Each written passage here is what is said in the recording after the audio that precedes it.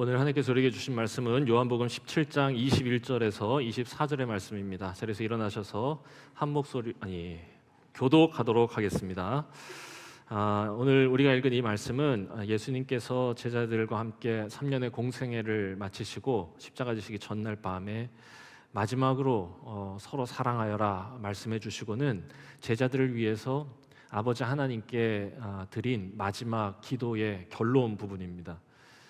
주님이 우리를 위해 기도하신 마지막 기도라고 한다면 우리를 향한 얼마나 깊은 사랑이 또한 우리에 대한 얼마나 위대한 기대가 담겨 있을까 싶습니다. 이 마음으로 이 말씀을 함께 읽었으면 좋겠습니다.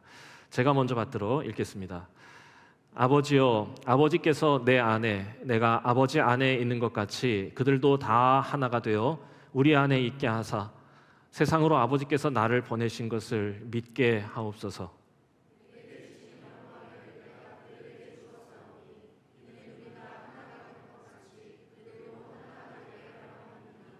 곧 내가 그들 안에 있고 아버지께서 내 안에 계시어 그들로 온전함을 이루어 하나가 되게 하려 함은 아버지께서 나를 보내신 것과 또 나를 사랑하심 같이 그들도 사랑하신 것을 세상으로 알게 하려 함이로소이다. 아버지여, 내게 주신 자도 나 있는 곳에 나와 함께 있어 아버지께서 창세전부터 나를 사랑하심으로 내게 주신 나의 영광을 그들로 보게 하시기를 원하옵나이다. 이는 살아계신 하나님의 말씀입니다. 아멘. 예수님의 마지막 기도죠. 하나 되게 해주십시오라고 하는 기도입니다. 몇 년 전에 PK들의 수련회에 갔었습니다. 패스터즈 키즈입니다. 그러니까 목회자 자녀들의 수련회인데요. 저도 목회자 자녀이기 때문에 목사님 오셔서 말씀 전해주시면 좋겠다. 그래서 이제 가서 설교하고 그 뒤에 질문 시간을 가졌습니다.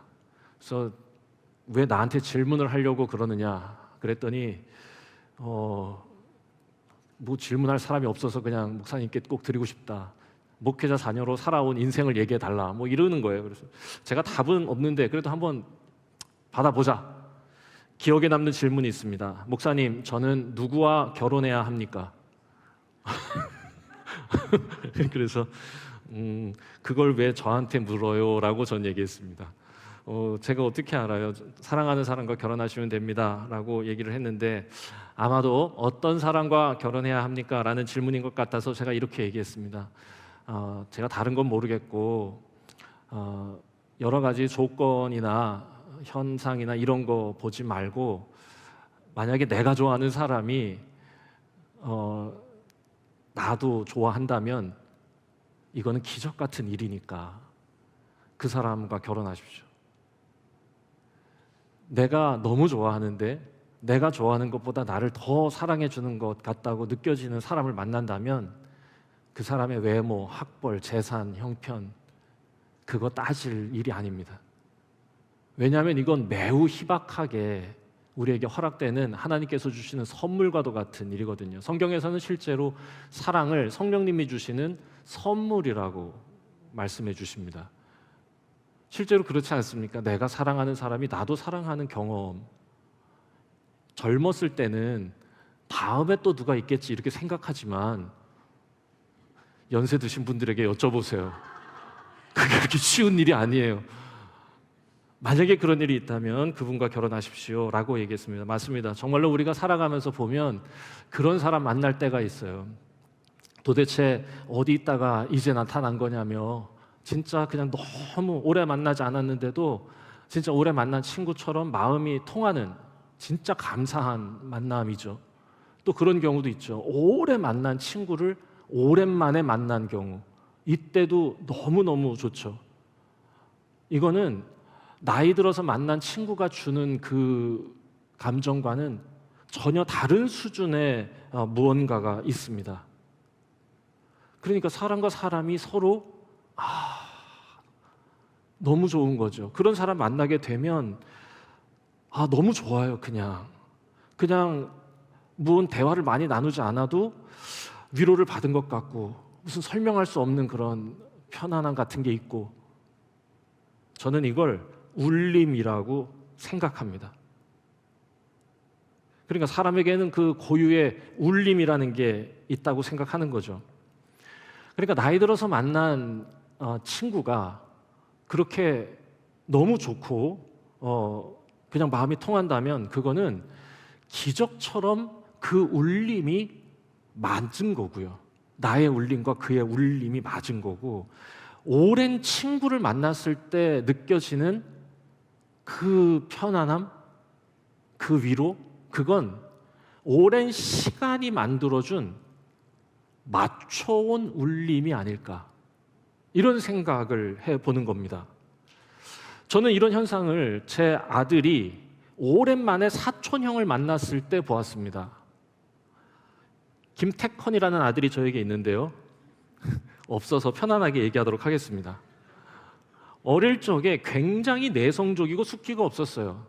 김태규는 어릴 적에 엄청 장난꾸러기였는데 김태컨은 조금 내성적이고 숫기가 없어요. 그래서 자기가 좋아하는 여자애가 유치원 때 있었는데 말 한마디 못했던 애입니다. 그래서 제가 그랬어요. 너는 누굴 닮아서 이런 거냐? 적어도 나를 닮은 건 아니다 라고 제가 선을 걷습니다. 그런 태컨이가, 얘는 진짜 숫기가 없는 애인데요, 미국에 사는 형네 집에 온 가족이 다 방문한 적이 있어요. 그러니까 온 가족이 다 미국에 갔을 때, 그때 태어나서 김태컨은 그 사촌 형을 잠깐 봤던 게 전부였습니다. 그러니까 거의 모르는 사람에 가까운, 진짜 생전 처음 보는 사촌 형을 만나서 우리 기념이니까 사진 찍자 그랬거든요. 그때 그 숫기가 없는 김태컨이 어떻게 하느냐? 먼저 어깨 동무를 하는 겁니다. 그리고는 사진을 씩 하고 웃으면서 찍어요. 정말 소름이 돋았어요. 처음 보는 거였어요. 정말로. 김태컨이? 그때도 이렇게 생각했어요. 아마도 형제가 가지고 있는 동일한 울림수, 그 인생이 품고 있는 그 울림이 맞은 게 아니었을까? 여러분, 실제로 이러한 가설을 가지고 시카고 대학의 존 카시오포라고 하는 교수가 실험을 했습니다. 전에도 제가 한번 말씀드린 적이 있어요. 몸에다가, 기억 못 하실 거예요. 다시 말씀드릴게요. 몸에다가 전극을 막 붙여가지고 심전도, 뇌파, 근전도, 땀 이런 거를 측정할 수 있게 했습니다. 그리고는 며칠을 조사했어요. 같이 밥 먹고 얘기하고 TV도 보고 싸우기도 하고, 며칠의 시간이 지나고 두 사람 불러다가 인터뷰를 했습니다. 어느 시간에 가장 행복하다고 느끼셨나요? 어느 시간에 가장 서로가 미웠나요? 이 실험의 결과가 정말 놀랍습니다. 두 사람은요, 언제 사랑받고 있고 행복하다고 느꼈냐라는 질문에 동일한 시간을 얘기했는데, 그 시간에 두 사람의 혈압과 심박수, 뇌파가 일치합니다. 이야, 너무 신기하죠? 진동수가 맞은 거예요.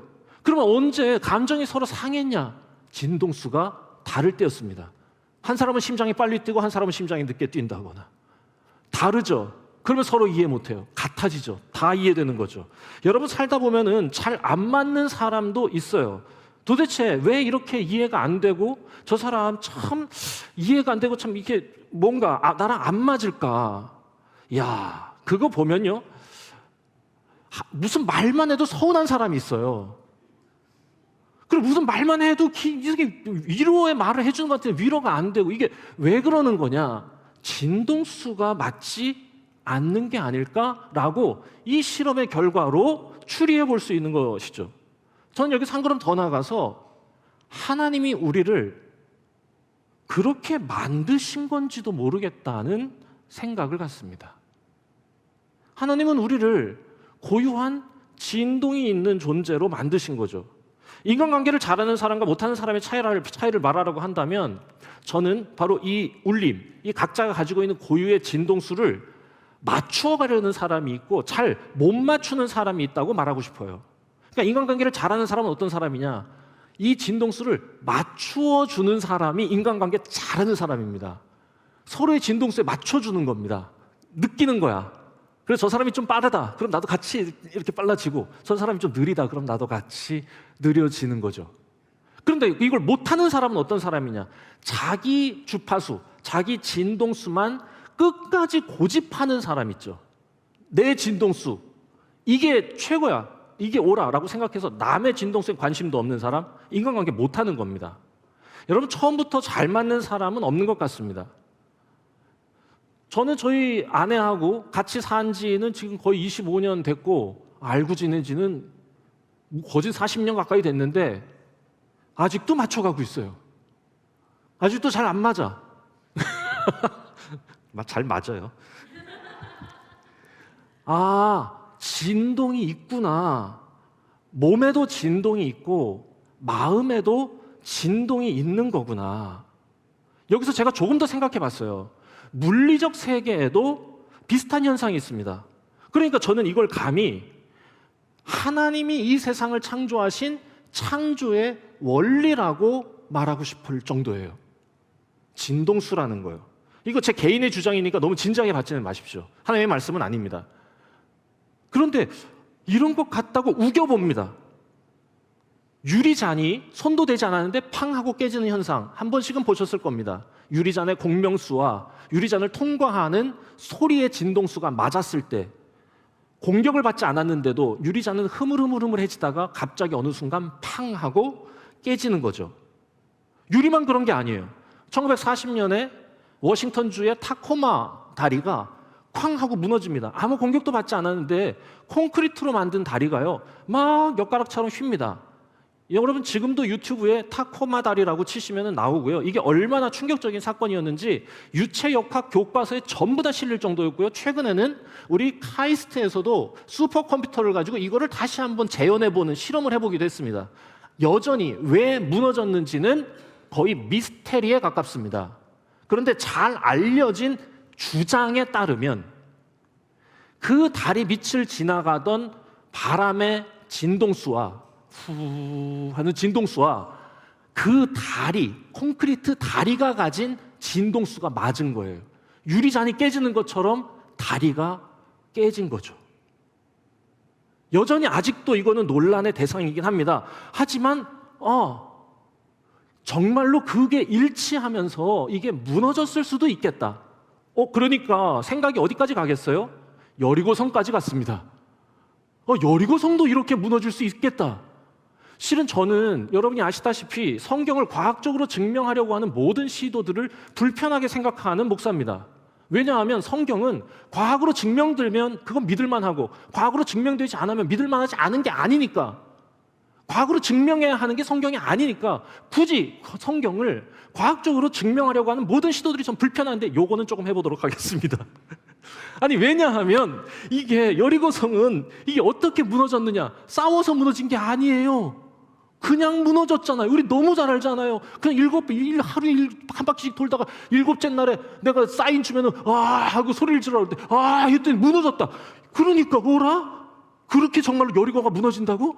여리고는 그런 성이 아니죠. 여리고는요, 그 지역에 가나안에 가장 오래된, 아주 오래전부터 그 오아시스에 모여 살던 사람이 도시를 만들고 견고한 성을 지어서 그 지역에서는 가장 위대한 도시였어요. 그 도시를 지키는 정말 초롱성인데 어떻게 얘 무너지겠습니까? 그 성이 무너져요. 무슨 파성퇴 아시죠? 이렇게 이래가지고 막 영화에 나오는 것처럼 그런 파성퇴가 무너뜨렸다 그래도 믿을까 말까인데 소리 지르니까 무너졌다? 그래서 전에는 이게 굉장히 그냥 상징적인 이야기구나 라고만 생각했었어요. 왜냐면 너무 상징적이잖아. 그 여리고, 가나안의 최고의 도시를 하나님이 이스라엘에게 처음 선물로 주신 거니까 이건 너무 상징이 큰 일이, 이건 그냥 상징적 이야기다. 이게 팩트라고 얘기하기는 조금 애매하다. 이렇게 느꼈다가 타코마 다리가 무너졌다는 걸 보고는 생각이 바뀐 거지요. 그럴 수도 있겠다. 믿어지기 시작한 겁니다. 여리고의 진동수를 이미 아신 하나님이, 왜냐하면 하나님이 창조하신 물질들이니까 이미 아셔. 그래서 우리 이스라엘 사람들의 사람 수와 각자의 이 헤르츠를 딱 해보니까 오케이, 딱 맞았어. 7일째 어느 정도 힘이 빠지고 애들이 이랬을 때, 자, 지금이야 하는 그 순간에 여리고가, 그 견고한 성이 흐물흐물 쾅. 그만하겠습니다. 자, 잘 생각해 볼 부분이 많은 이야기들이 아닌가 생각해 봅니다.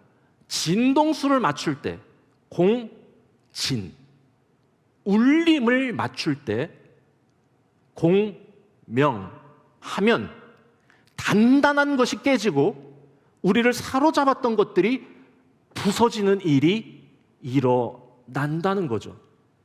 여러분, 이거 정말 신기하지 않습니까? 미움이, 의심이, 불안이, 절망이, 내 안에 어둠이, 죄악이 깨지는 거야. 그리고 내 안에 사라졌던 빛이, 생명이, 희망이 나타나는 거죠.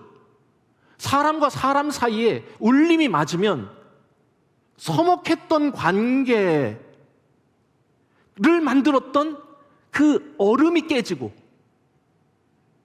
불신하게 만들었던 의심이 깨지고 마음이 연결되는 것. 여러분, 이거 진짜 생각해 볼 만한 일 아닙니까? 저는 이걸 공명의 힘, 공진의 힘, 그래서 오늘 말씀의 제목을 울림을 맞추다라고 잡은 거죠. 성경의 말씀과 연결져 봤습니다. 히브리서 4장 12절입니다. 하나님의 말씀은 살았고 운동력이 있어 좌우의 날선 어떤 검보다 예리하여 혼과 영과 관절 골수를 찔러 쪼개기까지 한다.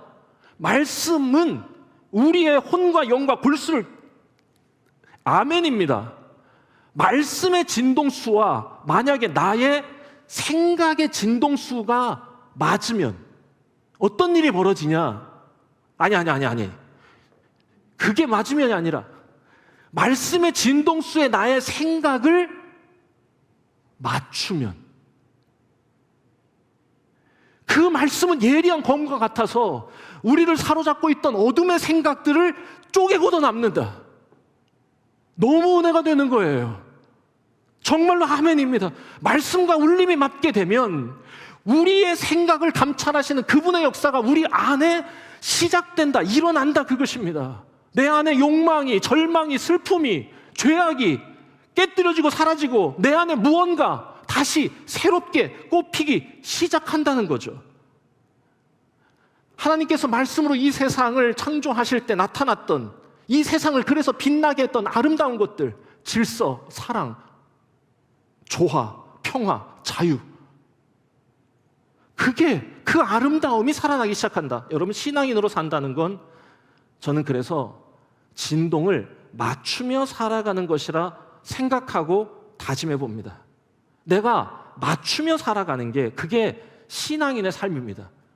내 진동수를 고집하면서 여기에 맞추라는 게 아니라 진동수를 맞춰주며 사는 거예요. 사람에게나 하나님에게나 세상에게나 그걸 주장하며 사는 게 아닙니다. 만약에 내가 가진 나의 울림이 나의 인생을, 혹은 내가 사는 세계를, 내가 속한 사회를 아름답게 만들고 있지 못하다면 나의 울림이, 나의 생각의 울림이, 나의 삶의 울림이 하나님의 말씀의 울림과 잘 맞지 않은 것은 아닐까 자문하면서 사는 것, 이게 신앙인의 바른 태도라고 생각해 보는 겁니다. 여러분, 저는 우리 안에 성령님이 살아계시고 역사하시면 반드시 우리 성령님은 우리 삶을 예수님을 닮아가게, 예수님과 진동수가 맞아가게 하실 것이라고 믿습니다. 성령님이 내 안에 임하셨을 때 그분이 우리 안에서 행하시는 일이요, 그분이 우리 안에 계시고 우리가 그분을 참으로 사랑하고 그분이 우리의 삶을 인도하시기 시작하면 우리를 어디로 인도하시는 거냐? 우리의 삶에 예수 그리스도의 삶이 반복되게, 그분의 울림이 내 삶에서도 울려나게, 나타나게 하시는 거죠. 그렇다면 그분의 삶은 어떤 삶이었을까? 성경이 우리에게 말씀하시는 그분의 삶의 모습을 보면 이렇게 한마디로 줄일 수 있을 것 같아요. 자신의 진동수를 고집하지 않으시고, 오늘 이 전체적인 맥락을 따라 말씀드린다면 그런 거죠. 자신의 진동수를 고집하지 않으시고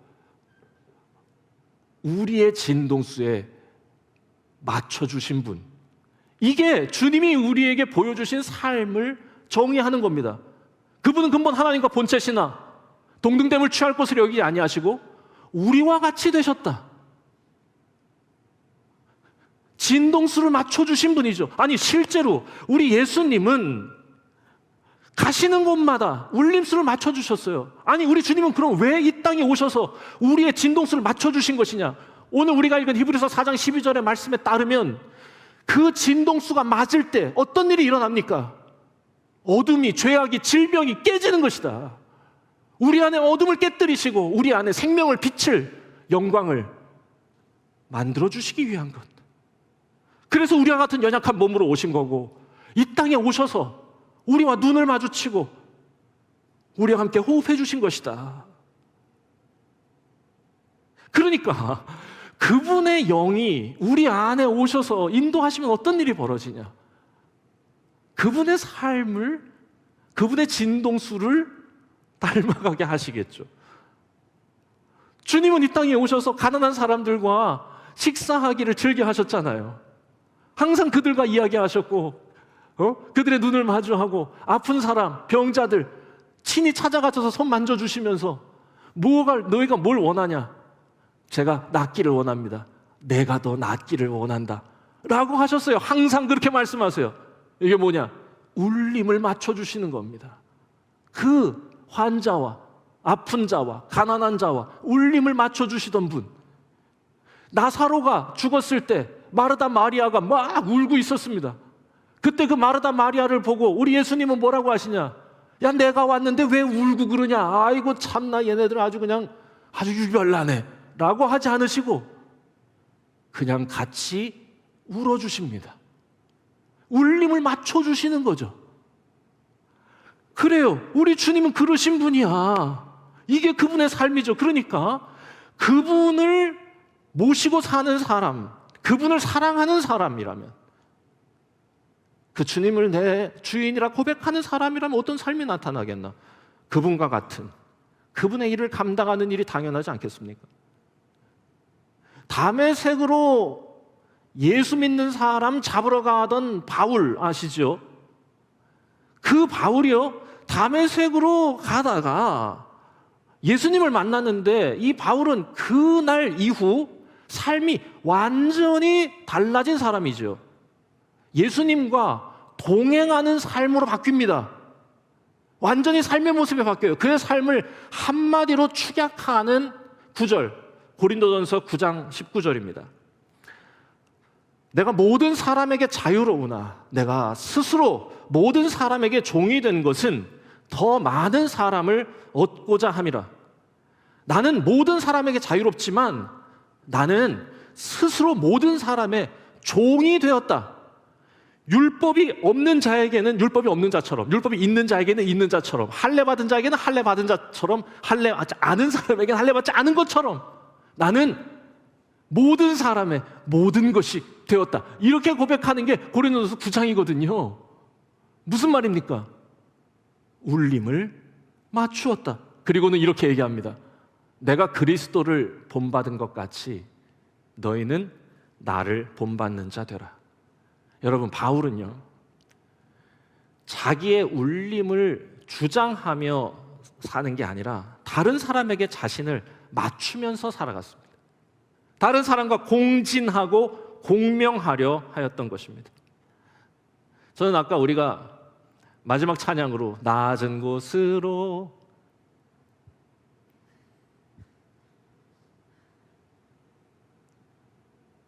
그 뒤에 가사가 기억이 안 나네. 우릴 초대하네, 함께 하자고 말씀하시네. 그래요. 성령님이 하시는 일이지요. 우리가 고백한 대로 그렇게 주님과 동행하고 함께 하자고 하시는 우리 주님의 초대에 응답하며 살기를 원한다면, 저는 여러분들, 성령님께서 여러분 안에서 여러분들을 그 삶으로 초청하실 때 기쁘게 주님의 손을 잡고 동행하시는 삶이 되시기를 주의 이름으로 축복합니다. 그리고 오늘 말씀, 그 밤에 예수님께서 우리를 위해 이렇게 기도하시는 겁니다. 지금까지 그렇게 우리의 진동수에 맞춰주시기 위해서 살아오셨던 예수님께서 오늘 이 마지막 밤 아버지 하나님께 뭐라고 기도하시냐? 우리가 맞춰가는 삶을 살게 해달라고 기도하시는 겁니다. 제가 주님과 진동수를 맞추며 살아왔던 것처럼 아버지, 제가 사랑하는 우리 제자들, 이 자녀들 다 저처럼 아버지와 진동수를 맞추며 살아가게 해주십시오 라고 마지막으로 하는 기도예요. 내가 아버지 하나님과 공진했던 것처럼 이 제자들도 공진하게 해주십시오. 부디 그렇게 하게 해주십시오. 왜 우리 주님은 우리가 그렇게 공진하기를 바라는 것일까? 저는 오늘 우리가 읽은 이 말씀에서 두 가지 찾았는데요. 하나는 우리가 하나 되면, 첫 번째입니다. 오늘 말씀 보니까 예수님 이렇게 말씀하세요. 21절입니다. 한 목소리를 한번 읽어보도록 하겠습니다. 자, 시작. 아버지여, 아버지께서 내 안에 있는 것 같이 그들도 다 하나가 되어 우리 안에 있게 하사 세상으로 아버지께서 나를 보내신 것을 믿게 하옵소서. 저는 이걸 이렇게 읽었어요. 진리의 말씀을 믿게 되기 때문이다. 왜 우리가 그렇게 아버지와 말씀과 함께 훈련하기를 간절히 바라시면서 하나님께 기도하고 중보하고 계시는 것인가?